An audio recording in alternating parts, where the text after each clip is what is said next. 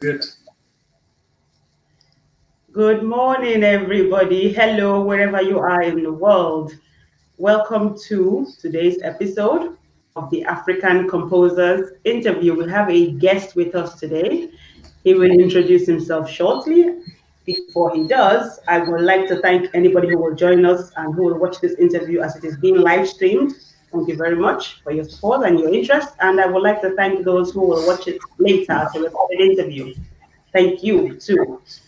To our guest of today, please introduce yourself. Well, thank you very much, Adewale, for inviting me to this interview. First, my name is Wakia, and I'd like to introduce myself as Ken from Kenya.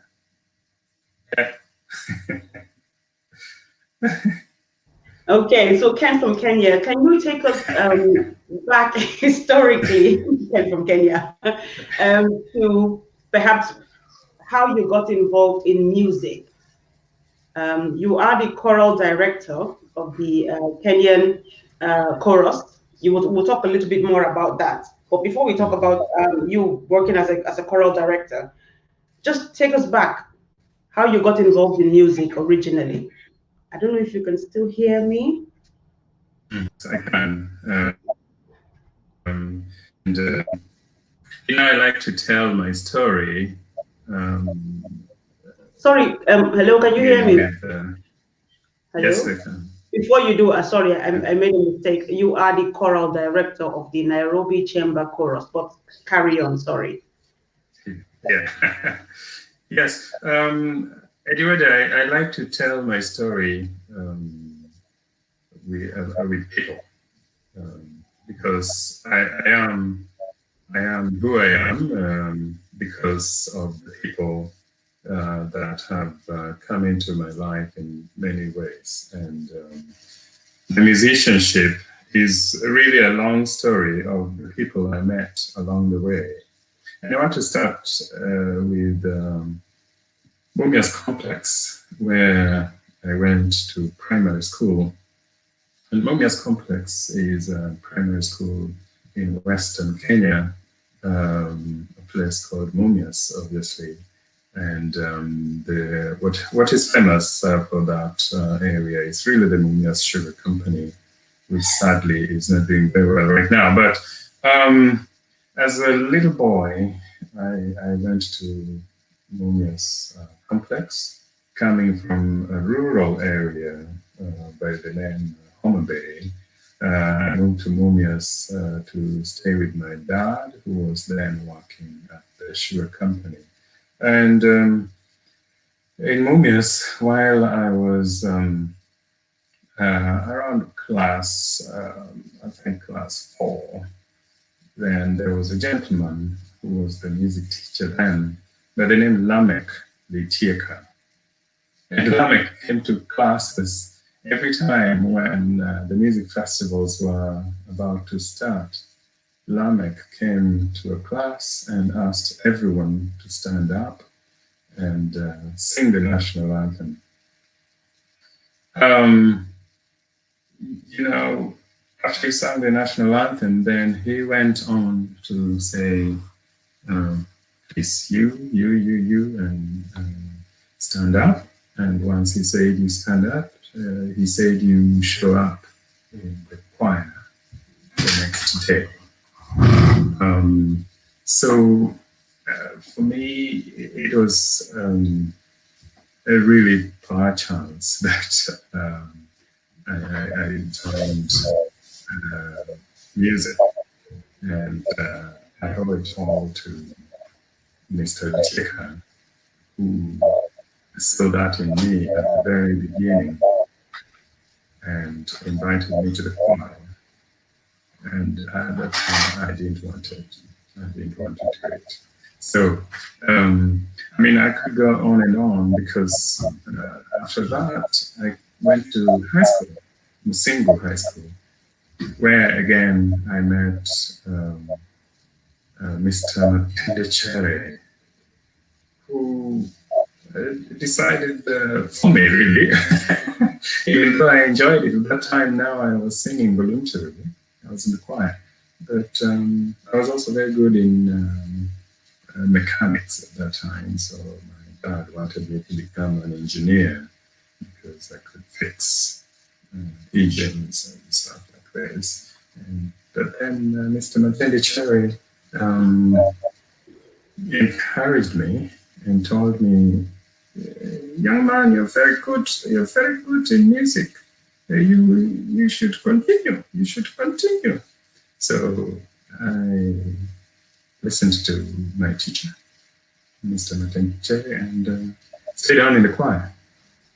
Then I went to the university, and the rest is history, as they say. Well, it's interesting that you said the rest is history, because we are aware that there are some parts of the world where, and especially depending on when you were born, where there are certain parents, families, friends that would say, why are you taking up music as a career path and following that path? But you said the rest is history.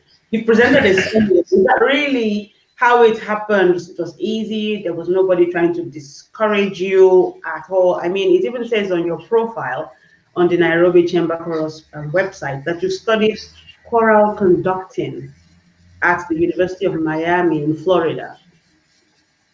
Surely, I mean, you are saying nobody ever said, "Oh, don't spend all that money studying music." You wanted to become an interest in engineering. Yes, you got it. You got it right, and it was a fight, particularly with my dad, of course. My dad at that time, bless his soul, is now passed many years ago. He did not see any point of this music.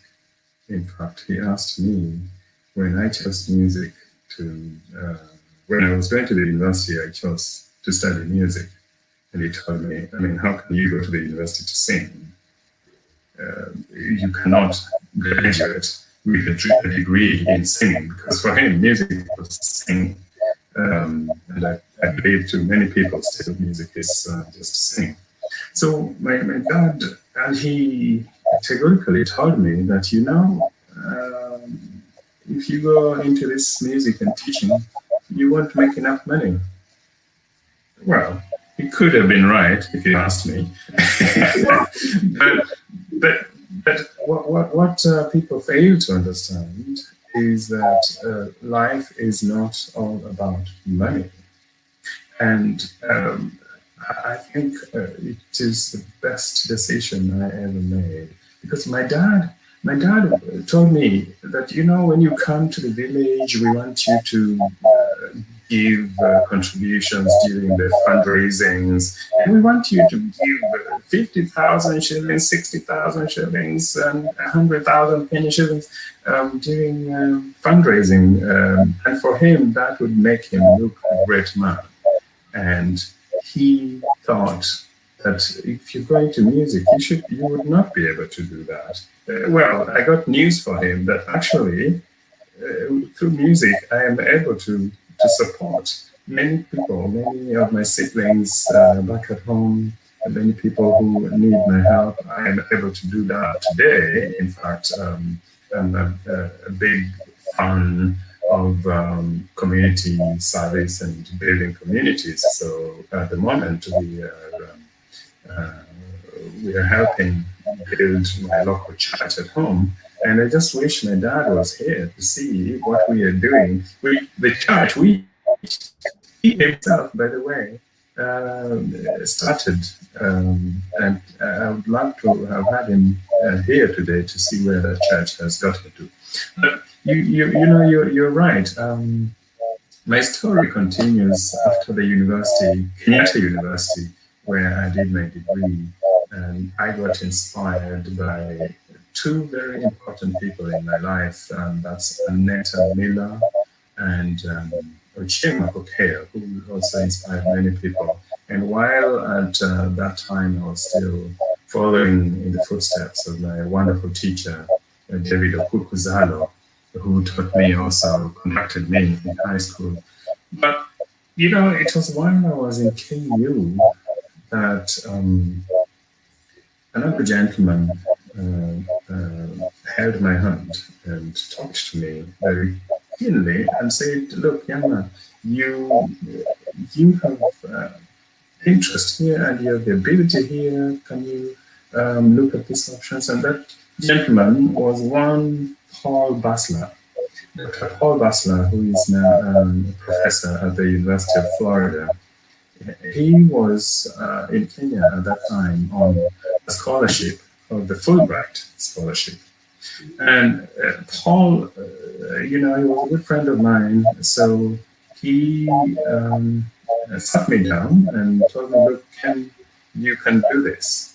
And because I was always doubting myself, I said, "Well, it's so difficult to get. I mean, only very few people get this thing, Paul."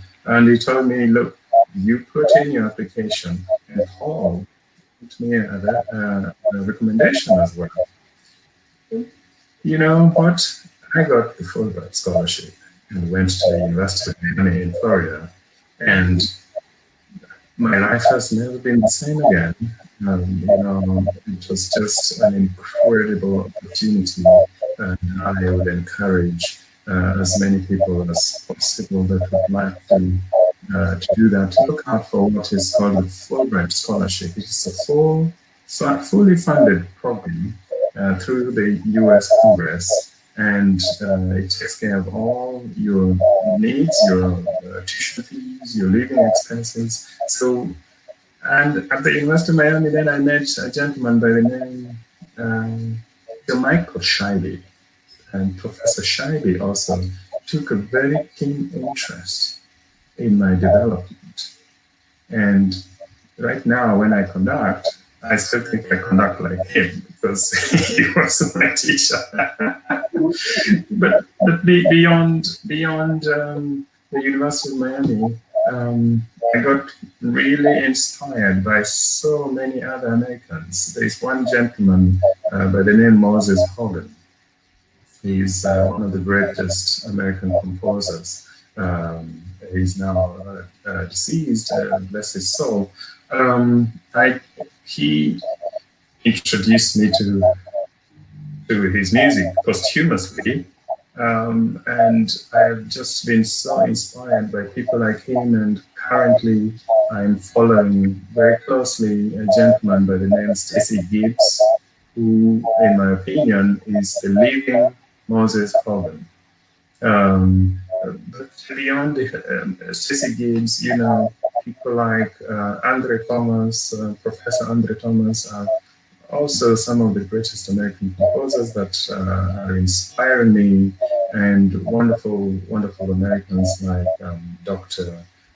Kevin Fenton, who we can talk about what he and I have been doing later on in this interview. Let's talk about that now, if you don't mind. Okay. Well, I was going to tell you that in 2015, Kevin Fenton, I call him Kevin, but he should be called Professor Kevin Fenton. He invited my choir, and I wrote him a chorus, to the US, and Kevin put together a wonderful program for us while we were there. We visited some of the states in the South, including Alabama, actually. And after that tour, standing on the stage of the University of Mississippi, I looked into the crowd and saw the reaction that the crowd had on one of the African songs that we were singing called Ubutula. And I thought to myself, how powerful is music? And I said to Kevin, look, how about we use our music to preach peace in the world? And so, uh, Kevin, together with myself and a number of other people, including our very good friend Ron Hartley, um, we sat together and thought, well, how about providing our voices for peace in the world? And so we started a campaign called A Voice for Peace. And in 2016, we rallied singers from around the world.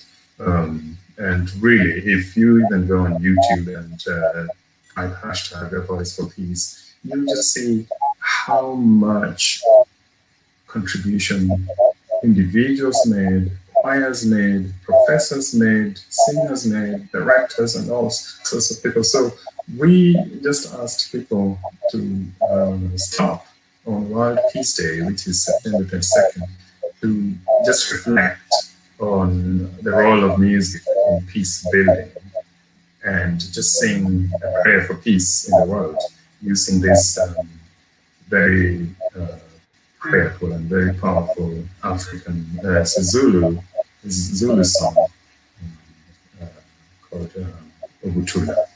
So that's where we are. We are still encouraging people every year to stop on September 22nd and think about peace in the world. That's very interesting. We've jumped ahead to a point in the interview when I was going to ask you to talk us through the story of A Voice for Peace. Since we are at that point now, does music actually play any role in building relationships across nations, peaceful relationships? Wow.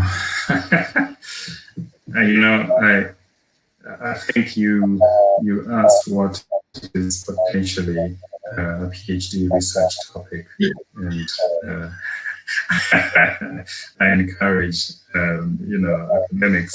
I'm not very good at studies, so but I hope I will study sometime. But does music play a role building relations? Absolutely, absolutely. You know, think about for a minute. Let's stay in Africa, and some of the most powerful moments of change in Africa have been music driven.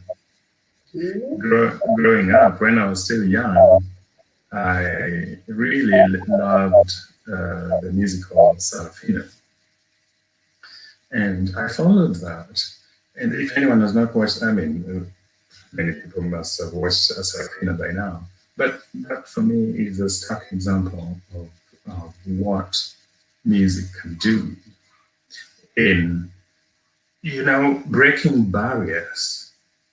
For me, music is one of the strongest tools of communication because I think you can break every barrier through music.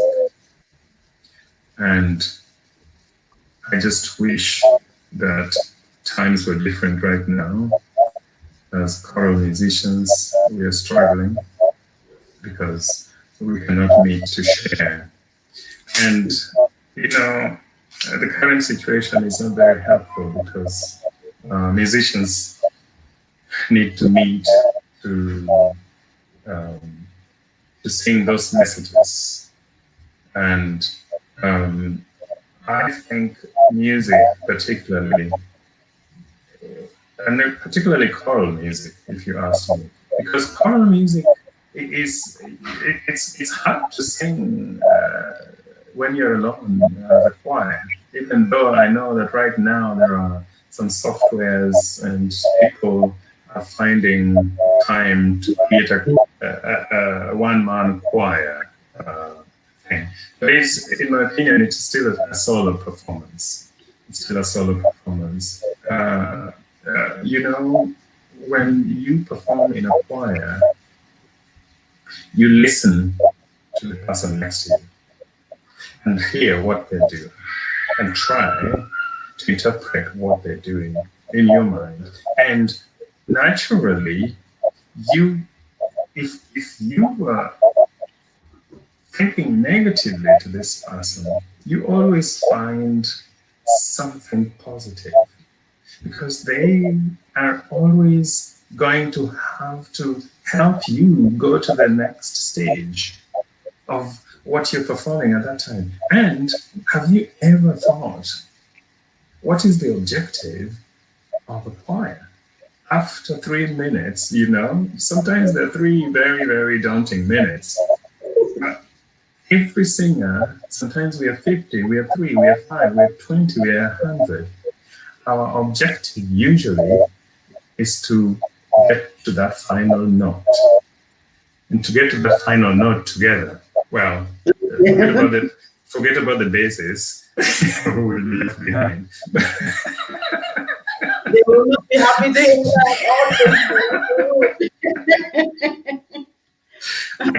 that. I can say that because I'm a bass. Oh, okay. I'm a baritone, so not quite a bass. But when we are in a choir, our objective is to get to that final note together. And that is the strongest thing in breaking barriers, because we have a common goal that we are all looking toward, regardless of what sopranos are doing, regardless of what the altos are doing, the basses, the tenors. In the end, we are looking to come to that final note together. And that, in my opinion, is the power of music in breaking barriers. Wow.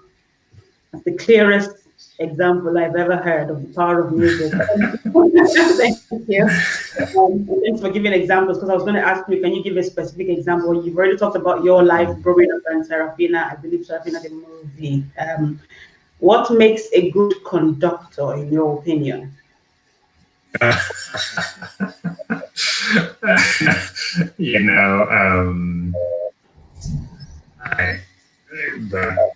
That is a difficult question, but I'm going to give personal experiences and personal opinion.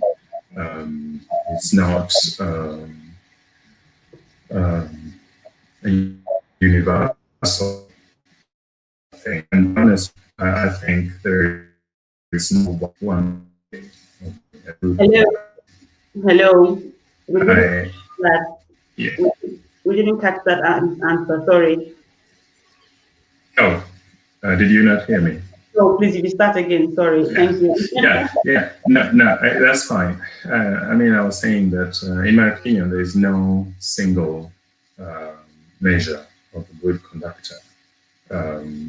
I believe there are many ways. In Africa, we say there are many ways to skin a cat. But before I answer what makes a good conductor, we really need to answer the question: what's the objective of a conductor, and what's the role of a conductor in a performance? And once you know your role as a conductor, then you will know whether you are achieving that role or not. And if you're achieving it, then you're a good conductor. When I was doing my master's with Jamaica Shaibi, which was one of my most challenging times of my life, because I had to have a complete mind shift. It was a big cultural shock, because I was coming from a little village in Homa Bay, a place called Nyakune, and I was here in a big US university, actually private university, something that I could never have imagined. But Shaibi once told me something which, in my opinion, I was like, what do you mean? He told me, little is much. As a conductor, little is much. And he used to tell me, that, you don't need to do the work for the choir. Let them do it. If you need to do anything, do it during a rehearsal. So, as a conductor, if you're going to do the work for the singers, then I'm afraid you're not very effective. In any case, you need to leave the stage, because if you have rehearsed your choir, they should be able to give you what you have asked for. And Jamaica Shaibi always told me that, Ken, think about this space, and think about this sign. If you do this, what does the choir think of you? If you do this, if you do that, and be extraordinary, at the end of the day, first of all, you get tired of it, and two, what are you asking the choir to do? Now, that doesn't mean that the Michael Shaibi's theory is the best. I think the mark of a good conductor is, are you able to communicate with your choir? Have you developed certain nuances that when your choir sees you wink, then they know exactly what you're looking for? But if on stage you do this and your choir does not know what you were looking for, then you're not a very effective conductor. You haven't. In many cases, in conducting, we say, don't do something on stage that you haven't rehearsed with the choir. Otherwise, they will not understand what you want. So you should, as a conductor, you should always strive to have the choir give you what you want. And so, for an effective conductor, in my opinion, as long as you have good communication with your choir, there you go, you're successful. Okay, that's really interesting. I'm going to play a video now of you conducting the Nairobi Chamber Chorus. And after we watch the video, we'll come back and we will resume this conversation. Okay, great, thank you.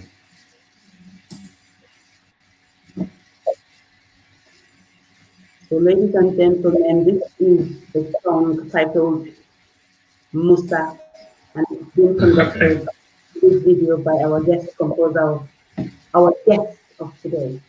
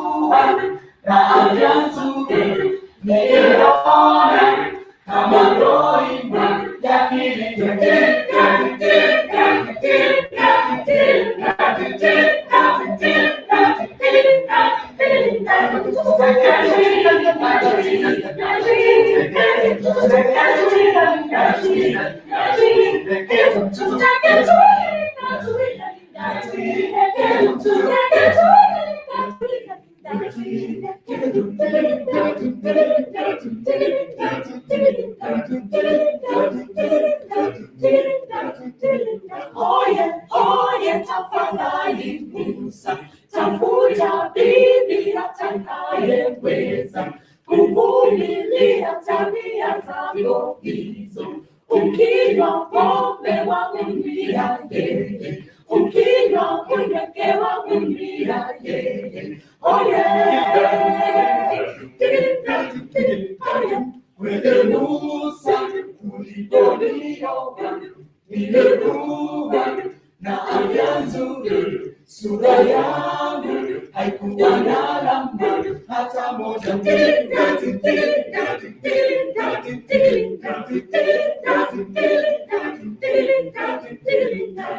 Wewe Musa uliponiona nilikuwa na afya nzuri, niliona kama loimba ya kiriko.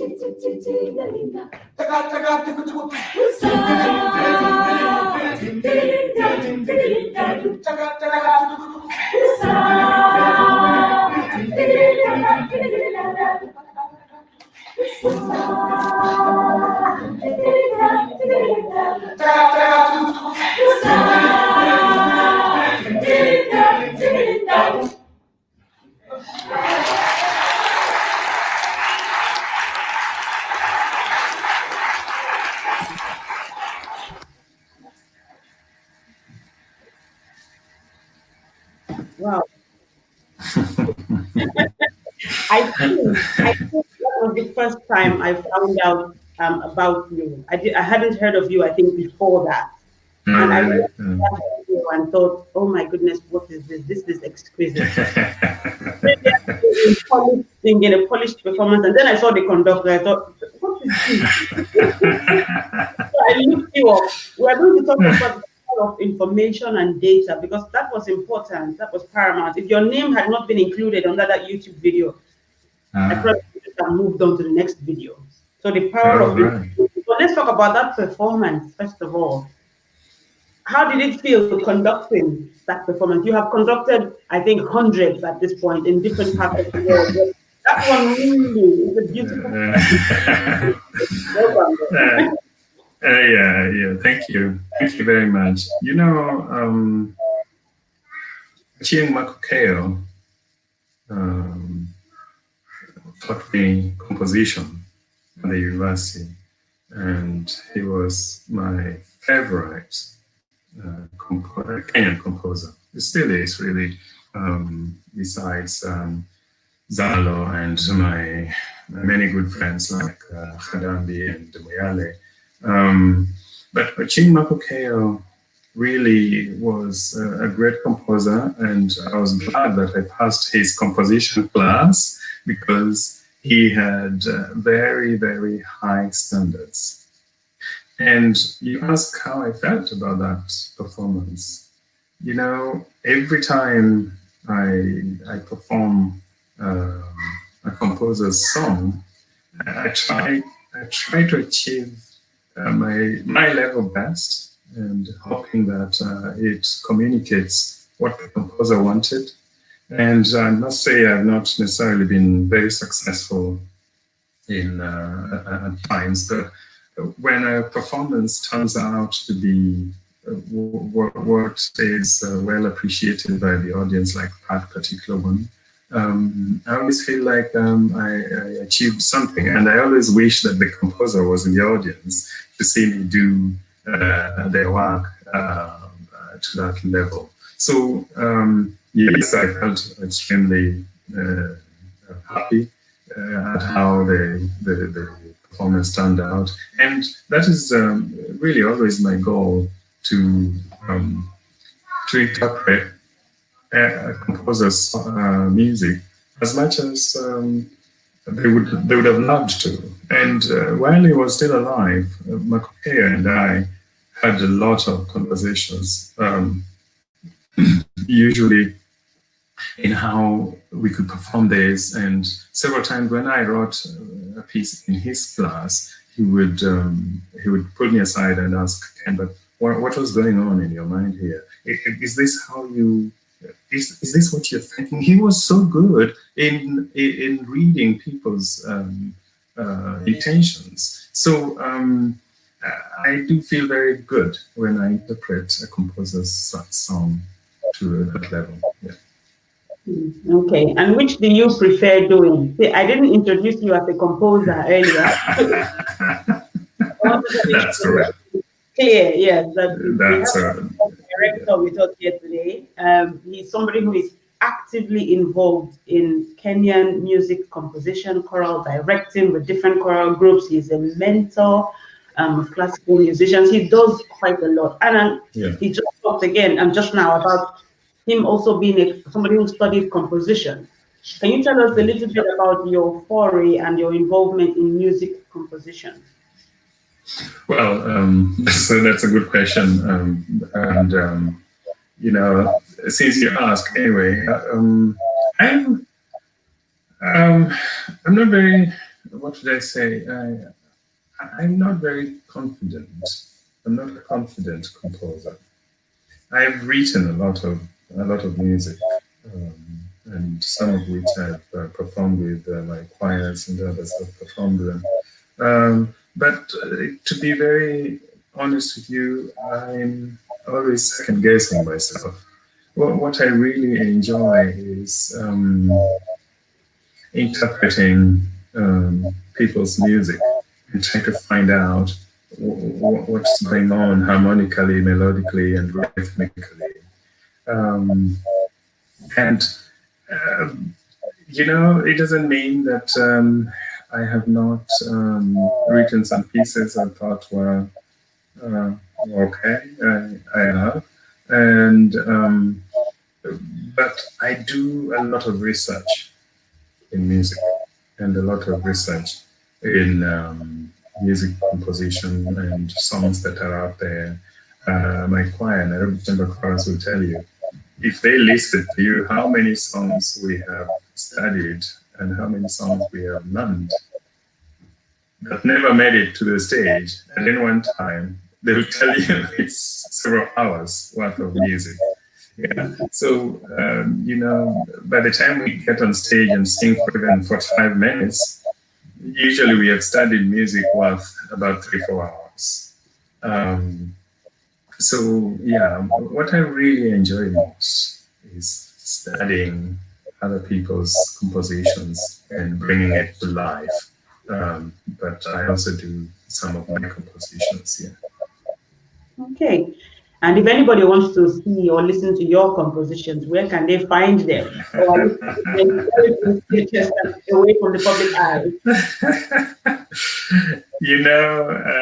I also established another choir in Nairobi about 12 or so years ago. So I have two choirs in Nairobi. One is the Nairobi Chamber Chorus, and another one is really a workplace choir called Safaricom. And it's interesting that the events of the world right now have made me go back to my compositional instincts again. And with the Safaricom choir, right now we are doing a lot of my compositions every time.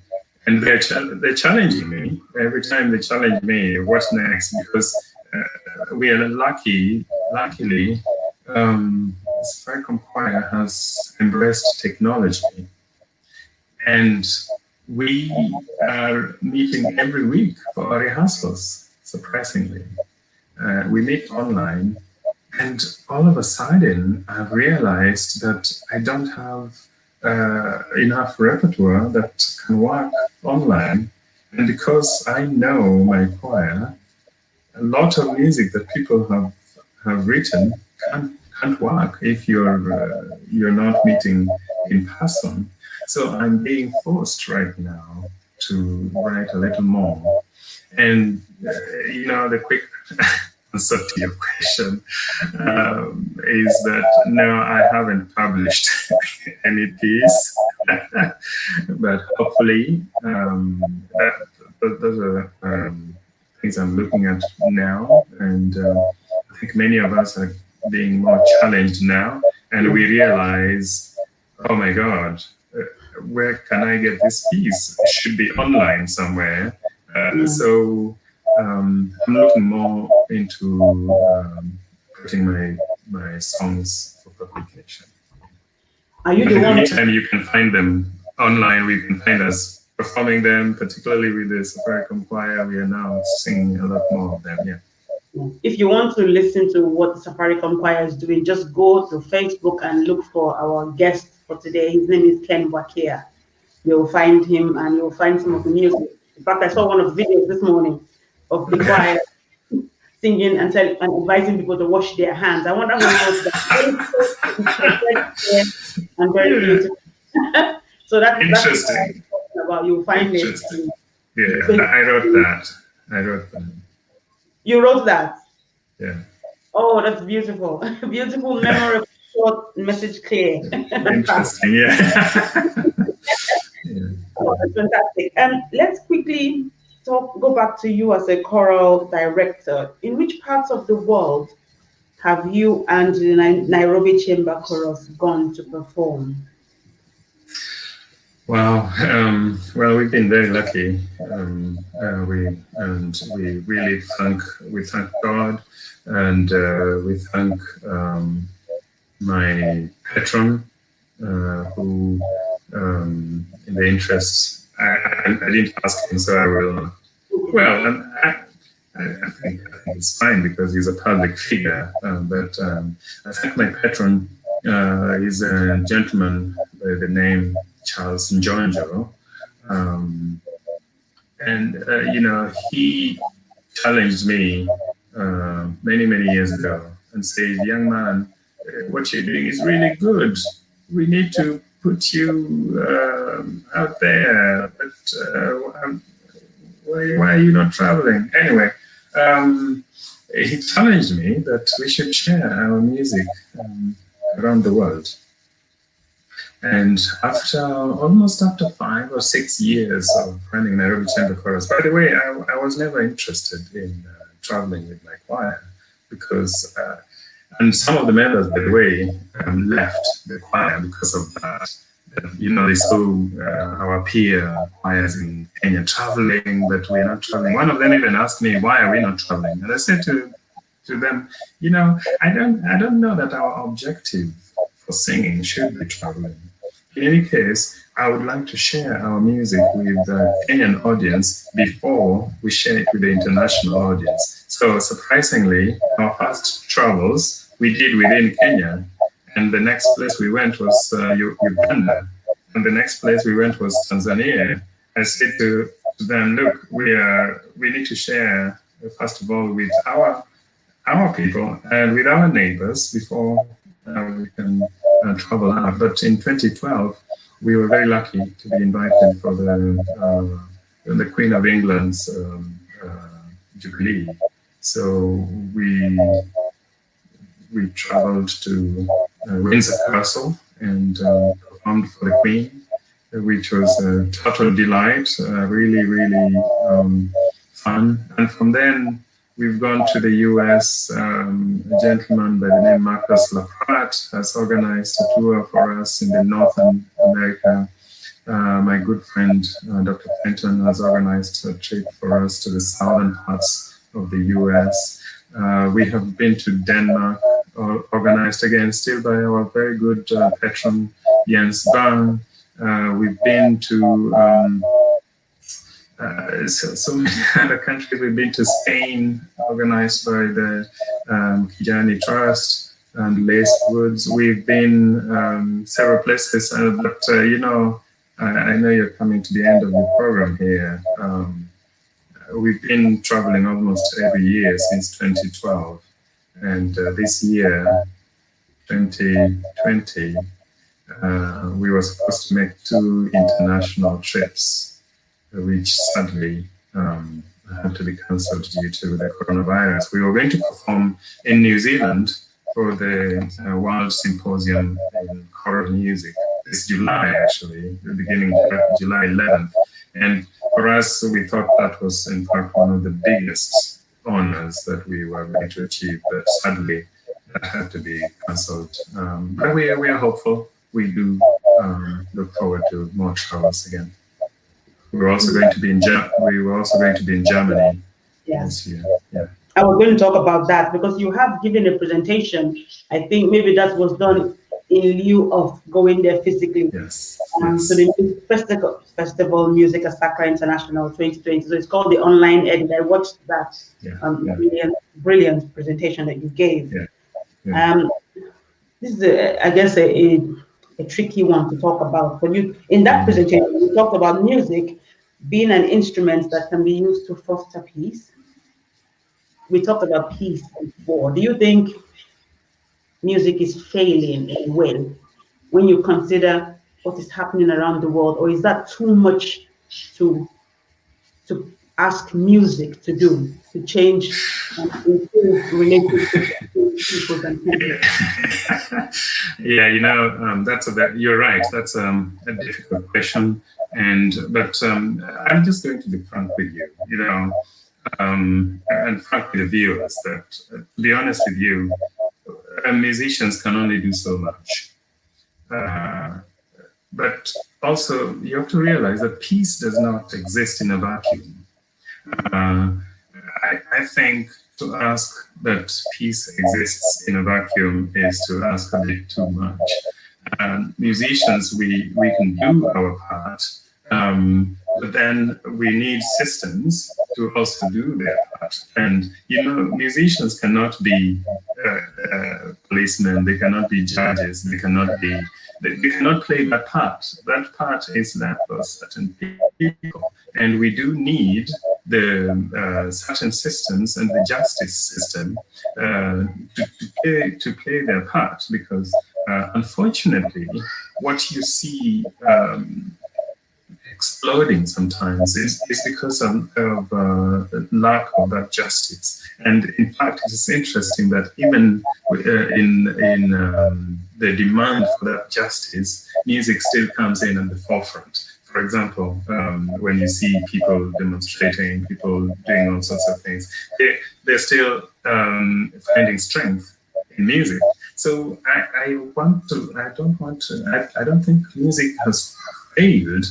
I think it is the other arm that has failed. The musicians have played their role. The musicians play their role every day, but now we need the other arms to take charge, because if justice it does not seem to exist, then unfortunately what we see is always going to happen. So I think music has played its role, and very successfully for that matter, but a lot of times you require that justice also plays its role. Yeah. Okay. You talked about Ochieng Makor. Sorry, I beg your pardon. Ochieng as being one of your. You referred to him as one of your favorite Kenyan composers. Ochieng Makor. Yeah. Which other African composers do you admire? There's a gentleman from Nigeria, and actually I have been doing a lot of research on African composers as well, because as Nairobi Chamber Chorus, I want to bring African music to life.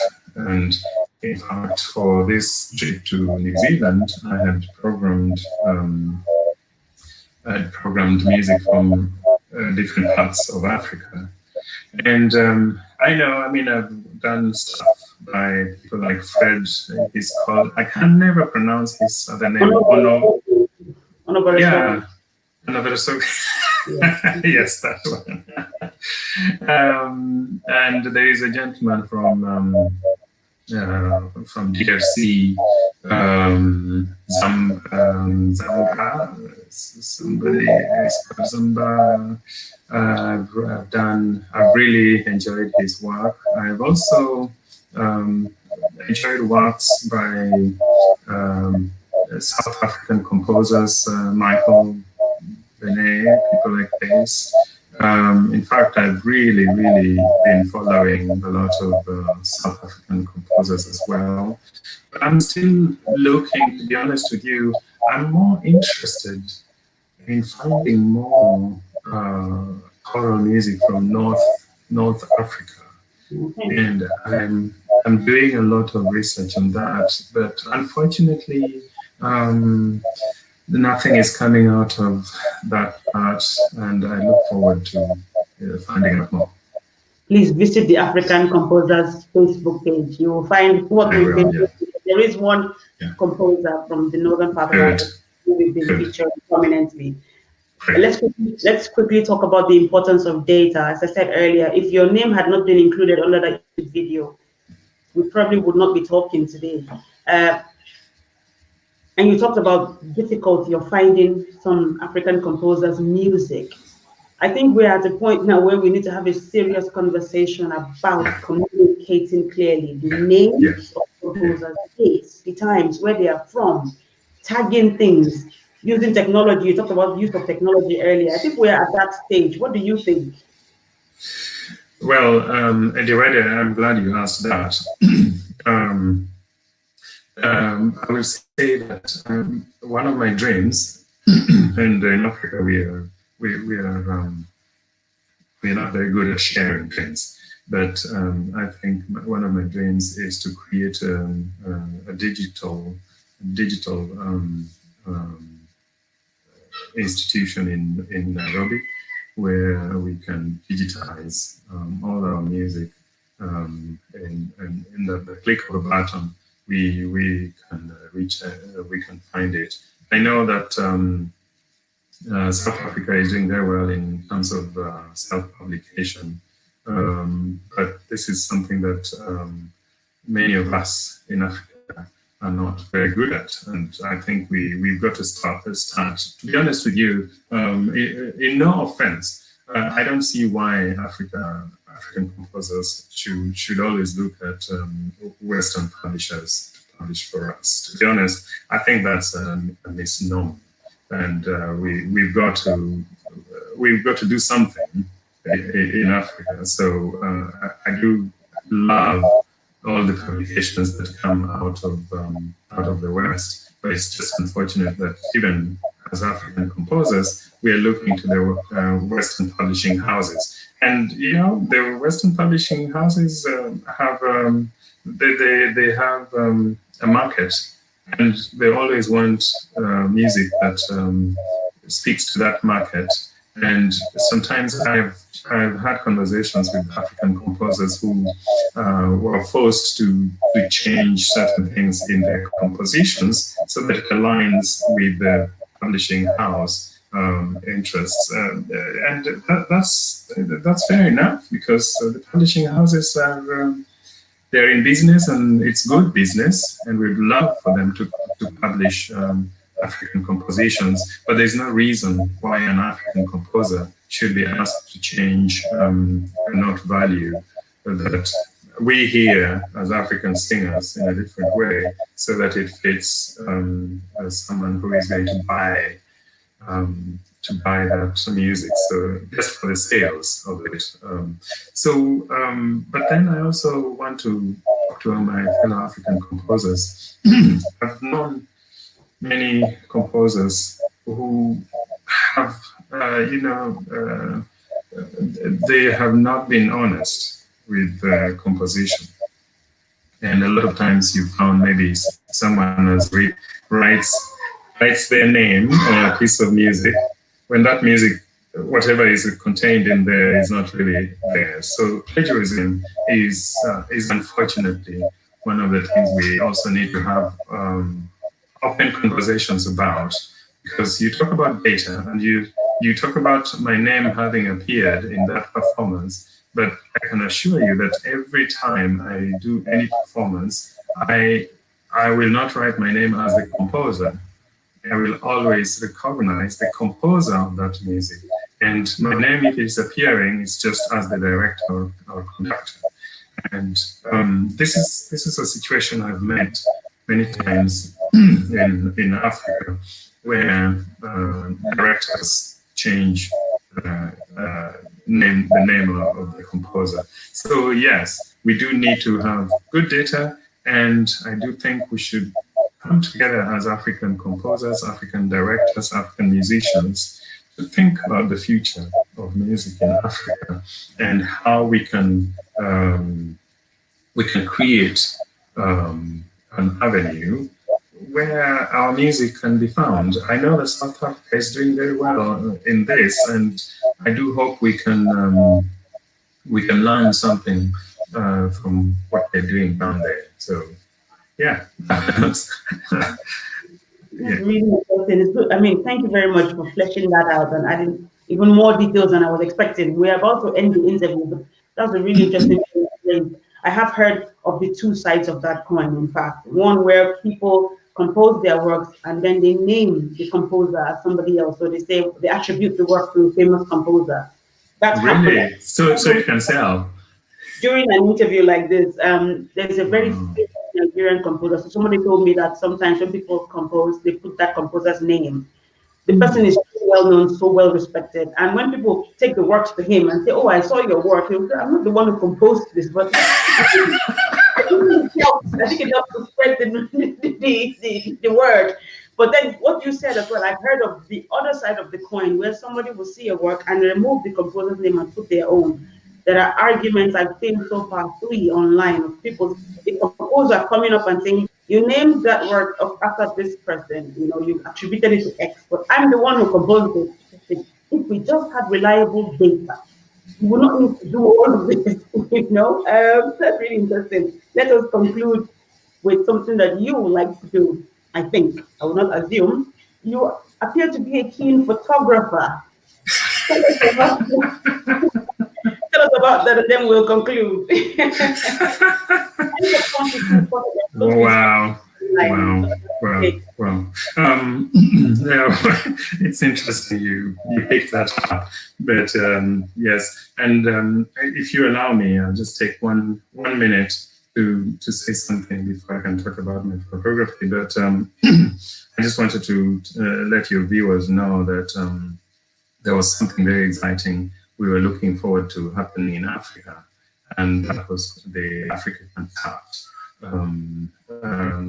This is a festival that we were going to bring to Nairobi for the first time, that Africa was going to hold what we called Africa Cantat, which was an open festival where choirs were going to come and share experiences. We were bringing internationally renowned composers and conductors from France, from the US, from China, from the DRC.